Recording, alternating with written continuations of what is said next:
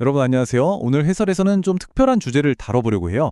바로 데이터로 파헤쳐보는 언어의 민낯, 그중에서도 문법의 변화입니다. 흔히들 문법은 한 번 정해지면 절대 안 변한다고 생각하시잖아요. 오늘 우리가 직접 언어 탐정이 되어서 진짜 영어가 현실에서 어떻게 돌아가고 있는지 그 객관적인 데이터 증거들을 싹 다 모아 추적해보겠습니다. 다들 준비되셨죠? 학창 시절에 두꺼운 영문법책 파고들면서 머리 쥐어뜯었던 기억 다들 한 번쯤 있으실 겁니다. 그때 달달 외웠던 그 깐깐한 규칙들 마치 돌에 새겨진 십계명이나 절대법칙 같았죠? 근데 말이에요. 과연 이 규칙들이 영원히 안 변할까요? 오늘 보여드릴 놀라운 데이터들을 보시면 아마 생각이 싹 바뀌실 겁니다. 사실 문법은요, 살아 숨쉬는 생명체처럼 지금 이 순간에도 끊임없이 진화하고 있거든요. 자, 오늘 우리가 샅샅이 수사할 5가지 핵심 단서들입니다. 첫 번째, 언어 변화와 코퍼스 데이터. 두 번째, 훔의 200년 감소 추세. 세 번째, 실생활 개수동태의 등장. 네 번째, 전치사 인 쓸까 말까. 그리고 마지막으로 영국과 미국의 문법 차이까지 쫙 훑어보겠습니다. 첫 번째 주제, 언어 변화와 코퍼스 데이터입니다. 코퍼스 언어학이 대체 뭔지 아주 가볍게 살펴보고 가죠. 범죄 현장 조사할 때 돋보기가 필수잖아요. 언어의 변화를 추적할 때도 엄청난 무기가 하나 필요합니다. 바로 코퍼스 언어학이라는 건데요. 단어가 좀 학술적이라 딱딱하게 들리시죠? 걱정 마세요. 아주 간단합니다. 코퍼스는 쉽게 말해서 사람들이 일상에서 실제로 말하고 쓴 진짜 언어들을 싹 다 긁어모은 초대형 데이터베이스예요. 문법 책에만 나오는 자기적인 예문들 말고 실제 라디오 방송, 친구들과의 잡담, 뉴스 기사 같은 걸 몽땅 수치화해서 언어의 찐 트렌드를 읽어내는 거죠. 완전 현실 밀착형 데이터 팩트 체크라고 보시면 됩니다. 학자들이 이 거대한 코퍼스 데이터를 탈탈 털어보니 문법이 변하는 3단계 법칙을 발견했어요. 진짜 흥미로운데요.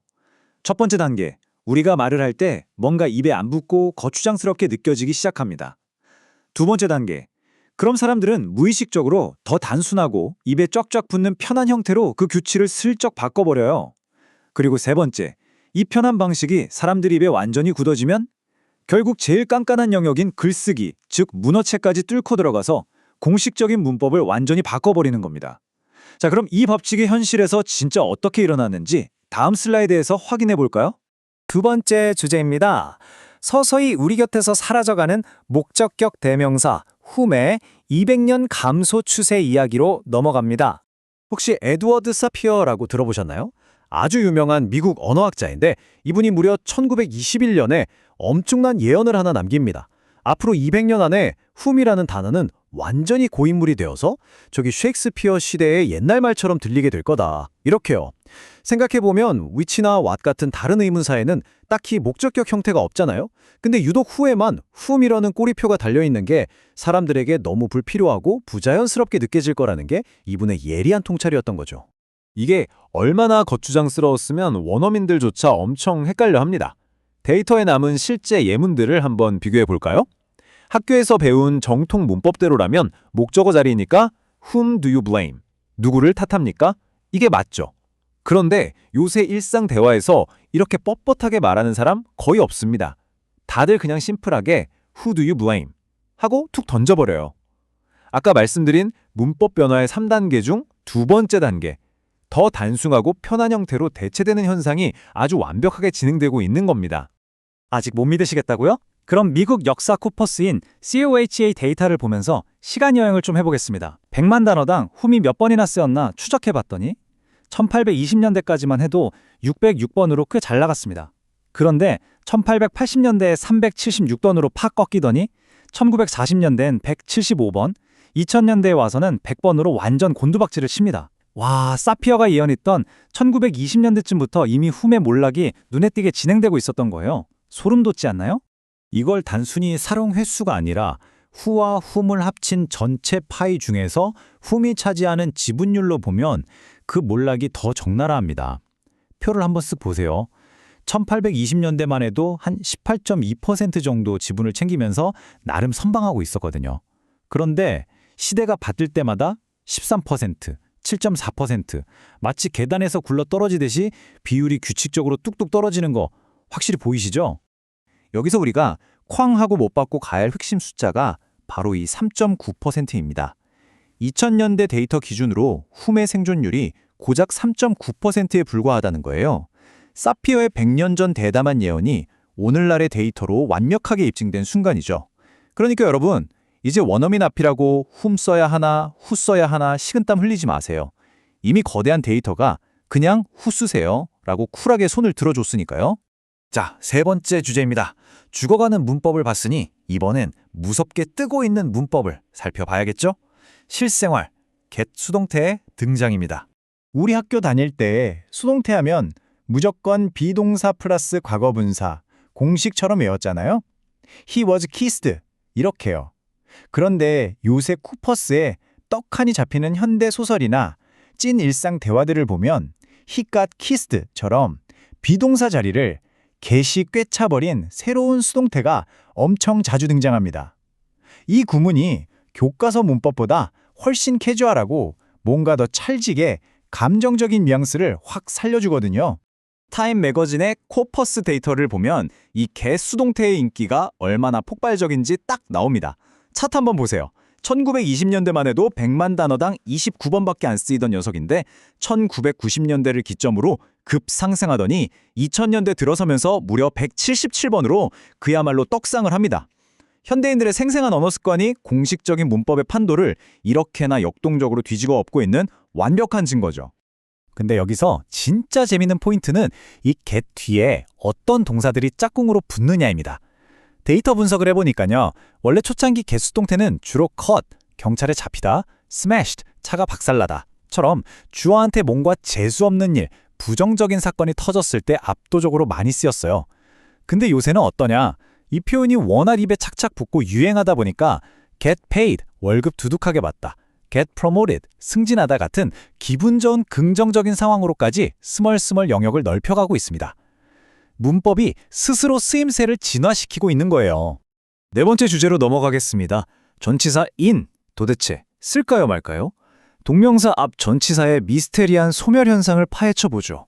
영어로 뭐뭐 하는데 애를 먹다, 어려움을 겪다 할 때 옛날 전통 문법에서는 difficulty in finding처럼 전치사 in을 꼬박꼬박 친절하게 넣어주는 게 격식 있고 바른 표현이었습니다. 근데 현대 데이터는 어떨까요? 수많은 원어민들이 아유 귀찮게 in을 왜 써? 하면서 이 거추장스러운 in을 싹둑 잘라버리고 difficulty finding으로 다이렉트로 연결해버리고 있습니다. 의미만 통하면 굳이 단어 하나 더 안 쓴다는 그 유명한 언어의 경제성 원리가 발동한 거죠. 근데 여기서 데이터를 한꺼풀 더 벗겨보면 진짜 기가 막힌 패턴이 하나 나옵니다. 전치사 in을 살리느냐 죽이느냐가 뒤에 어떤 성격의 단어가 오느냐에 따라 갈린다는 건데요. obtaining, identifying처럼 좀 길고 딱딱한 라틴어계 단어들을 쓸 때는 사람들이 꽤 보수적으로 in을 유지하는 경향이 컸습니다. 반면에 breathing, 숨쉬다, walking, 걷다처럼 우리 몸에 착 붙는 일상적인 게르만어계 단어들을 쓸 때는 in을 가차없이 날려버렸죠.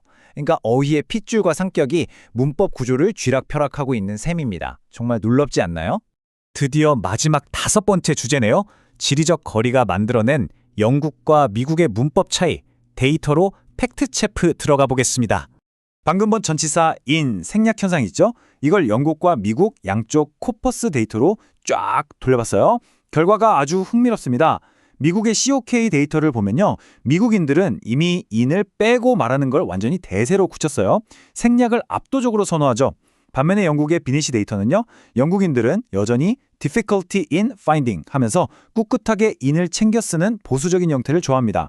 똑같은 영어인데도 미국 영어가 문법의 단순화라는 측면에서는 가속 페달을 훨씬 꽉 밟고 있는 겁니다. 그리고 이런 동네 특유의 문화나 슬랭 차이가 문법 통계 수치마저 뒤흔들어 놓습니다. 예를 들어 해고당하다라는 말 많이 쓰잖아요. 미국 데이터에서는 get fired라는 표현이 빈도수 13.5%로 꽤 높게 팍 잡혀요.